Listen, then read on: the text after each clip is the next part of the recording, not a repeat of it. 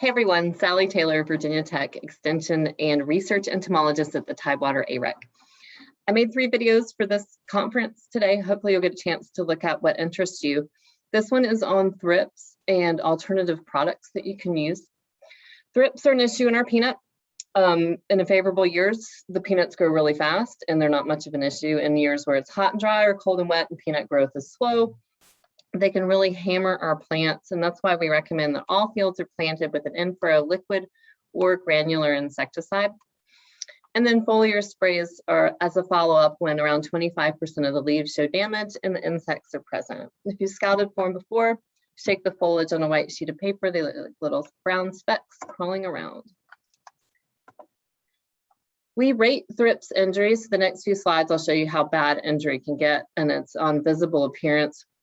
The scale goes from 0, which is no injury, to 10, which is a dead plant.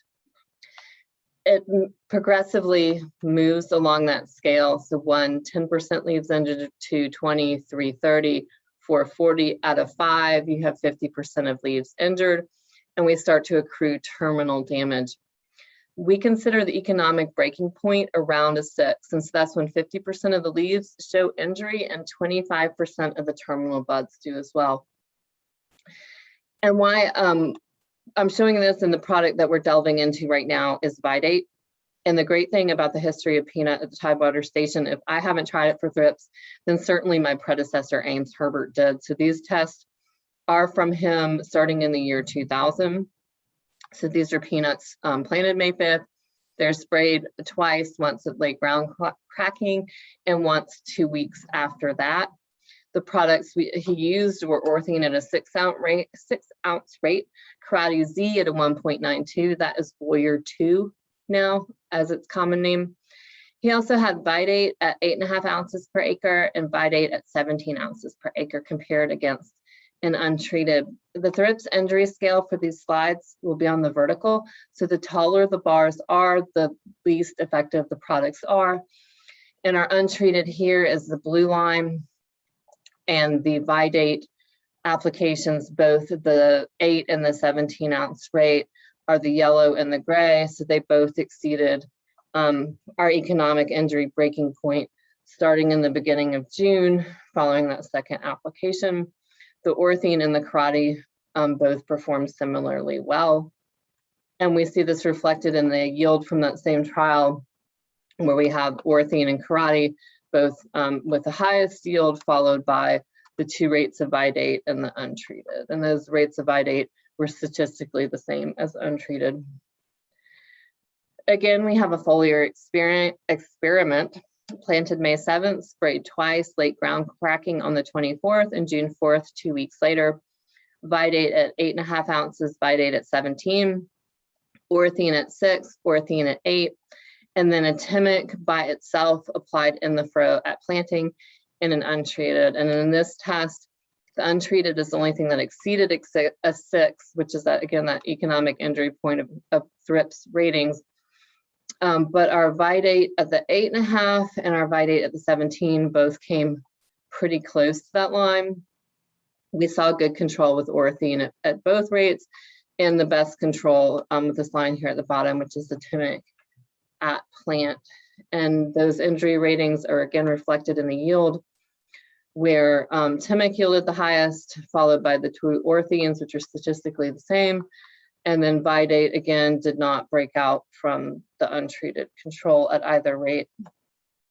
So what about putting it in furrow and either including a foliar treatment behind it or not? So in this experiment in 2003, again, we're planting May 7th. It was sprayed when we had a broadcast spray at late ground cracking on the 28th, and then again 2 weeks after on June 10th. And in this experiment, we had Vitate at 34 ounces in furrow, Vitate at 102 ounces in furrow, Vitate with 34 ounces in furrow, plus 8.5 ounces as a broadcast spray at late ground cracking, and again at 2 weeks later. Orthene by itself at 6 ounces, broadcast at ground cracking, and again 2 weeks later. And then a Timic by itself and furrow. And the thing to note about this test is even our untreated, this green line, this is not a bad thrips year for us. So our economic injury point was not even reached even when we didn't use the product. And most of the products performed similarly. Nothing here broke out statistically from itself. And again, we had the same thing with yield. So none of these yields were statistically different from each other. Everything performed similarly.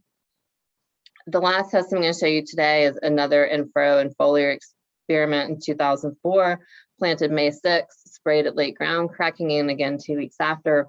This one's a little bit simpler. It's got Vitate at 34 ounces in furrow, plus a 17-ounce broadcast at ground cracking, versus orthene 6 ounces broadcast at ground cracking, and again 2 weeks later.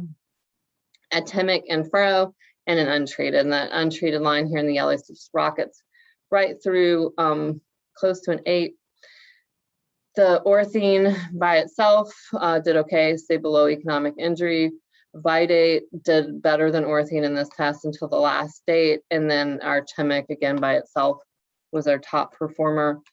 And everything we did in this test yielded the same except for the untreated. So that's kind of a no-brainer. So what are my recommendations for Vitate and Thrips? If you're curious about this product, I do not recommend it as a broadcast application alone. Where it looks good, it has in-furrow with a broadcast application. In-furrow alone may be okay as long as we're in a lighter year where there aren't as many thrips and the injury remains low or the plants are growing fast. So our best Thrips products are in-furrow Admire Pro, which is imidacloprid at 42.8% active ingredient by weight. And I'm telling you this because if you're just going to go with a 10-ounce rate, but you're using a generic that doesn't have the same percentage of the active ingredient, you're going to need to adjust that 10-ounce rate. And how do you know that? You read your product label. Thimet 20G at 5 pounds an acre is a great product for us. It's maybe not as popular here as it is in states like Georgia, where tomato spotted wilt virus is an issue. So if you use imidacloprid in the furrow, you can spike rates of tomato spotted wilt virus. So if you know you had an issue with that before, I would consider the Thimet, aldicarb, or the Vitate. But in the absence of that disease, Admire Pro performs similarly.